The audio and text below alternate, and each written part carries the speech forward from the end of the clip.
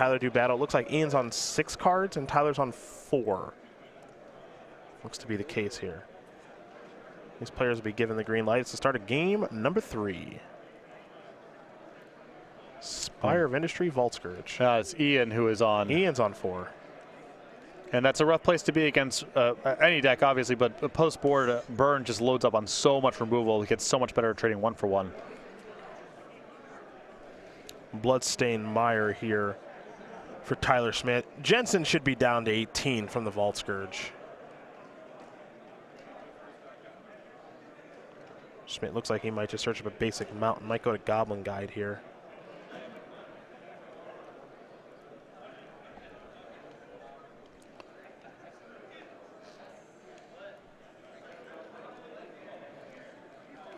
And that's what it'll be. Trigger, attack you. Maybe help undo the mulligan a little bit. Arcbound Ravager could be a useful card, depending on what Ian Jensen's hand is. I get a little bit conservative with Goblin Guide against opponents, even opponents like Affinity who are on 4-card hands. For example, if I had Monastery Swiftspear, I would just lead there, because if they don't have enough material to work with, it doesn't really matter if you give up the 1 point there. I'm not saying you should not play Goblin Guide if that's your only play, but just as your opponent mulligans more and more, it sort of tilts in the direction of don't risk giving them the card. Well, Jensen's looking at Darksail Citadel.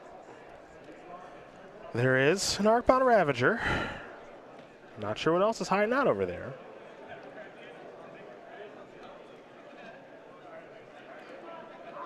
There's your Citadel. Here's your Ravager. Here's your attack for 1. Pass the turn back over to Tyler Schmidt. Schmidt will draw. Picked up an Arid Mesa. Doesn't look like the hand for Tyler Schmidt has a lot of interaction. Yeah, he still has Skullcracks in his deck, which I am not a fan of in this matchup. There's an Arid Mesa. With the Searing effects and Smash the Smithereens, I just prefer a game plan of interact with them as much as possible while dealing damage along the way.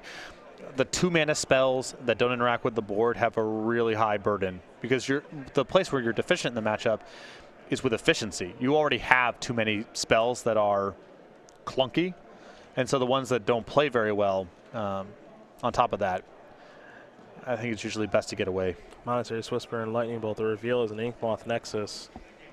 That'll draw Jensen a card. Now, if I am Ian Jensen in this spot, I might just shove it on the Vault Scourge when I'm on a mulligan to 5. Depends on what the draw step is here. If you can get the Vault Scourge up to a 4/4, I think the argument's compelling. At least 4 toughness. Yeah, you can't just put a 3/3 out there. That's going to get you killed. But when you're on as few cards as Jensen is, if you have a reasonable window here, might want to take it. Doesn't have a lot of material to work with, as you like to put it. And in spots like that, where you just kind of have to get lucky in the first place, hope they don't draw a Path to Exile or Smash Smithereens or some way to kill the thing, you are dodging Bolt and Searing Blood, Searing Blaze, stuff like that. So. Right, I mean, you gotta be realistic about what are my odds that I can beat a Path to Exile anyway. There's a block. He's going to turn into a 3/3. I'm a little surprised. This line makes me a little uncomfortable because, as you mentioned before, and I was talking about, if you can get this thing up to 4 toughness, you're fading a lot of the potential removal spells. At 3 toughness, Rift Bolt, Lightning Bolt, the Searing effects, they're all live. There's a Signal Pest. Here comes a Mox Opal. Yeah, it had the ability to turn Vault Scourge into a much bigger creature. Yeah, and then if Schmidt's not got it, you are a heavy 2 favorite. turns. Right. Yeah. Lava Spikes to draw.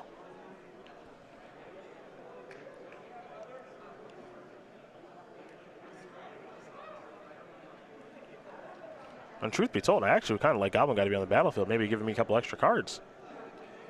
Yeah, small consideration, but definitely it tilts more in the direction of just hold off and try to get to a 4/4.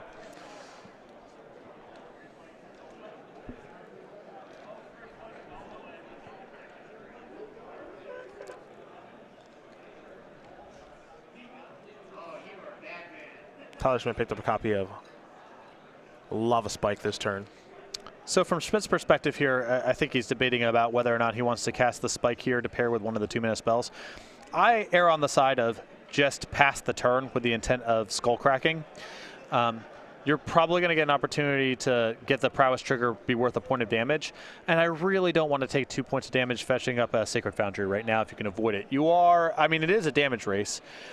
And if the upside is minimal on casting 2 spells this turn, which I think it is, then I would have a preference for just save yourself the 2 points, Skull Crack, fetch tapped, and then go into your turn with Skull Crack plus Boros Charm.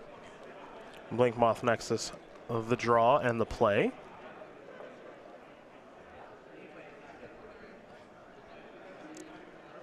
Here's an attack with Inky, Signal Pest, and Vault Scourge. Skull Crack is going to make it so the Vault Scourge does not gain any life here.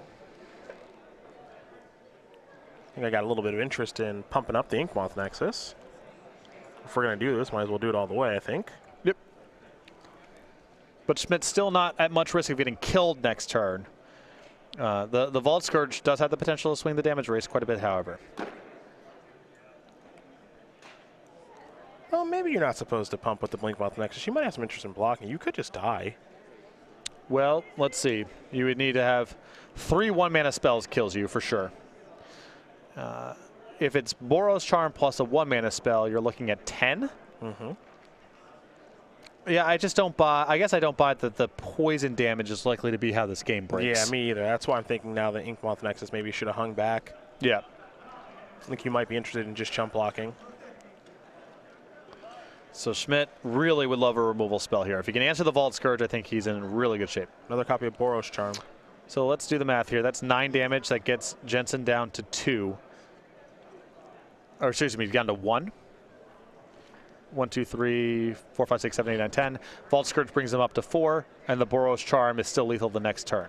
So if all goes well, Jensen doesn't draw something like Cranial Plating or Arcbound Ravager, some other way to draw the Vault Scourge, you've got it. You're not dead on the table, and even if Jensen gains 3 life, you're still fine.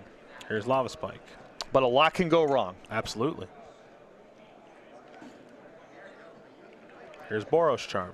Put you to 4. And to your point, if Schmidt had gone, on my turn, I'm going to play Lava Spike and attack you, I'm absolutely chump blocking here. Mm-hmm. So the fact that the Nexus is not available might end up getting Jensen killed. Let's see what this draw was.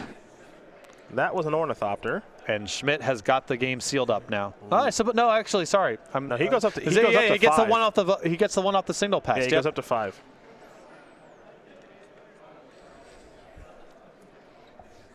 So long as he remembers his battle cry trigger, he goes up to 5. So Tyler Schmidt would have to draw another burn spell that costs 1 mana. Or a removal spell for something. Yep.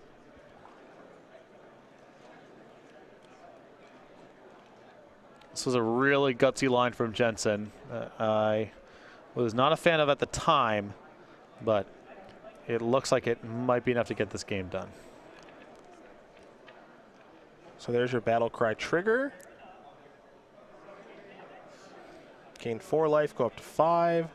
Schmidt will take 2, 3, 4, 5, 6. So yeah, he's got to draw a 1 mana spell to probably get this done. Don't know what this is. I think it might be. I don't have a great look. If it's a Goblin Guide, that's no good. Mm-hmm. Because Jensen is now equipped with 2 chump blockers back.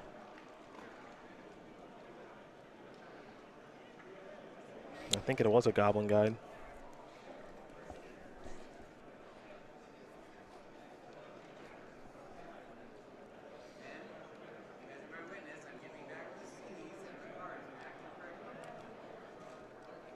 Tyler Schmidt has set those cards out. He's trying to figure out if there's a way he can get this done.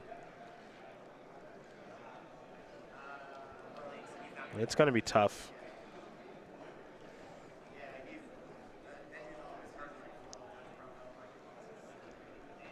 I think you just got to play Goblin Guide and hope that Jensen doesn't block both creatures. Yeah, I mean, your 2 cards have, they only have the modes they have. Mm-hmm. Well, here's an attack for 1. Well, that's an easy block for Ornithopter. Yeah.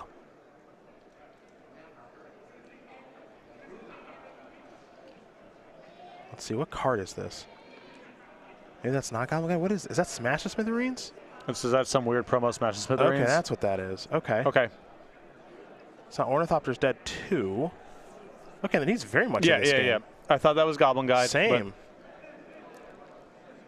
It was smashed to smithereens. Yep. Then I think Jensen is still drawing at the minimum to cranial plating.